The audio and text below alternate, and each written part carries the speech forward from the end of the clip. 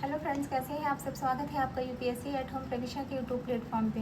हम जो यूपीपीसीएस की मेन आंसर राइटिंग कर रहे हैं, जिसमें हमने जो टारगेट रखा है डेली 5 क्वेश्चन की आंसर राइटिंग करने का, उसी सीरीज़ में हमारा क्वेश्चन है जीएस पेपर 3 से। आप लोगों को हमारी जो ये मेन्स की सीरीज़ चल रही है कैसी लग रही है, हमारे कमेंट सेक्शन में ज़रूर बताइए।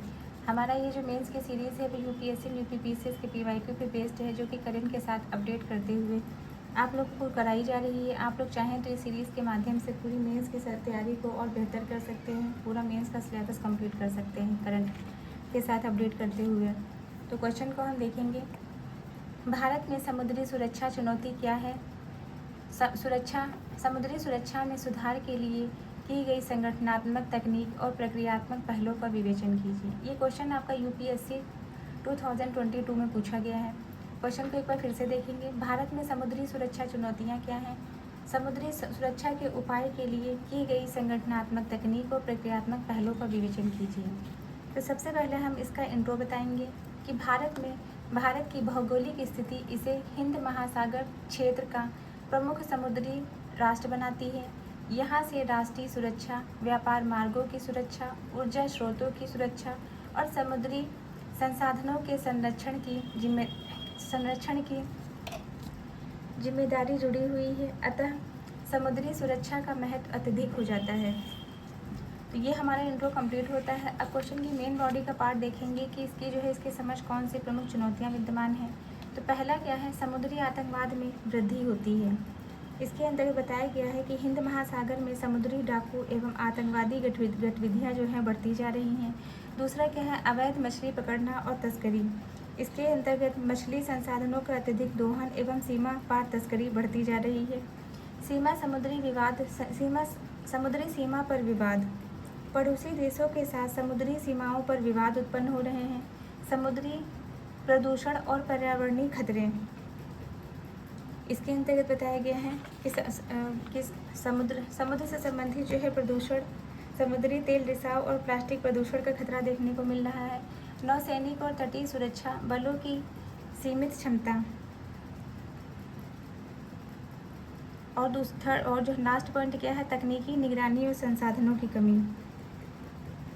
इसके अंतर्गत क्या बताया गया है? नौसैनिक और तटीय सुरक्षा बलों की सीमित क्षमता, समुद्री सीमाओं की लंबाई के मुकाबले नौसेना और कोस्ट गार्ड की संख्या सीमित है। तकनीकी निगरानी संसाधनों की कमी, समुद्री निगरानी के लिए पर्याप्त सैटेलाइट और रडार सुविधाओं का अभाव देखने को मिलता है। फिर क्या है? संगठनात्मक पहल। सुधार हेतु संगठनात्मक पहल की गई हैं। इंडियन कोस्ट गार्ड की भूमिका सुदृढ़ करना। इंडियन कोस्ट गार्ड आईसीजी समुद्री सुरक्षा, बचाव और कानून प्रवर्तन के लिए केंद्र की भूमिका। दूसरा क्या है? राष्ट्रीय समुद्री सुरक्षा रणनीति लागू करना। व्यापक नीति ढांचा जो सभी एजेंसियों के बीच समन्वय को सुनिश्चित करता है। नौसेना, कोस्ट गार्ड, वायुसेना का समन्वय बढ़ाना। समुद्री सुरक्षा कमांड के अंतर्गत नौसेना, कोस्ट गार्ड, वायुसेना और सीमा सुरक्षा बल के समन्वय के लिए इसकी स्थापना की गई है। फिर क्या है? राज्य सरकारों के साथ समन्वय। तटीय सुरक्षा के लिए राज्यों की भागीदारी हो, राज्य सरकारों के साथ बेहतर तालमेल। फिर है तकनीकी पहल। पहला क्या है? आधुनिक रडार और सैटेलाइट आधारित निगरानी। समुद्री निगरानी के लिए आधुनिक रडार और सैटेलाइट टेक्नोलॉजी का उपयोग। दूसरा क्या है? ऑटोमेटिक आइडेंटिफिकेशन सिस्टम AIS जहाज़ों की ट्रैफिक और नियंत्रण से संबंधित है। ड्रोन और UAV का उपयोग तटीय निगरानी एवं रिस्क प्रबंधन में सहायता करता है। साइबर सुरक्षा तंत्र को मजबूत करना। साइबर सुरक्षा समुद्री सूचना तंत्र को साइबर हमलों से बचाने के लिए। नवीनतम अधिकार और पनडुब्बी क्षमताएं। नेक्स्ट पॉइंट हम क्या देखेंगे? प्रक्रियात्मक पहल। इसके अंतर्गत संयुक्त सैन्य अभ्यास और प्रशिक्षण। इसके अंतर्गत नौसेना, कोस्ट गार्ड और अन्य एजेंसियों के बीच संयुक्त अभ्यास करना। अंतर्राष्ट्रीय सहयोग भारत US, भारत जापान। इसके अंतर्गत क्या बताया गया है कि Bharat international cooperation, Bharat Australia, Bharat US, Bharat, Japan जैसे संगठनों के साथ सहयोग करना।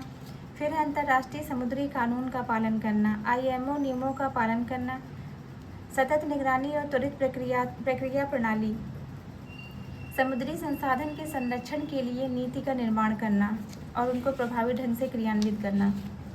तो ये हमारा क्वेश्चन का मेन बॉडी का पार्ट हो गया। अब इसका कंक्लूजन देखेंगे। भारत के समुद्री हितों की सुरक्षा के लिए बहुआयामी और समन्वित दृष्टिकोण आवश्यक है। संगठनात्मक दक्षता, तकनीकी उन्नति और प्रक्रियात्मक सुधारों के माध्यम से भारत हिंद महासागर क्षेत्र में स्थिरता और सुरक्षा सुनिश्चित कर सकता है।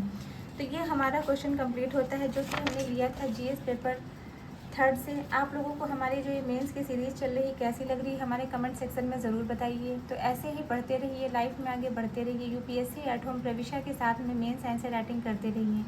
जिन भी लोगों ने हमारे चैनल को सब्सक्राइब नहीं किया है वो उसको सब्सक्राइब कर दें और अपने फ्रेंड सर्किल में इसको शेयर करें। Thank you.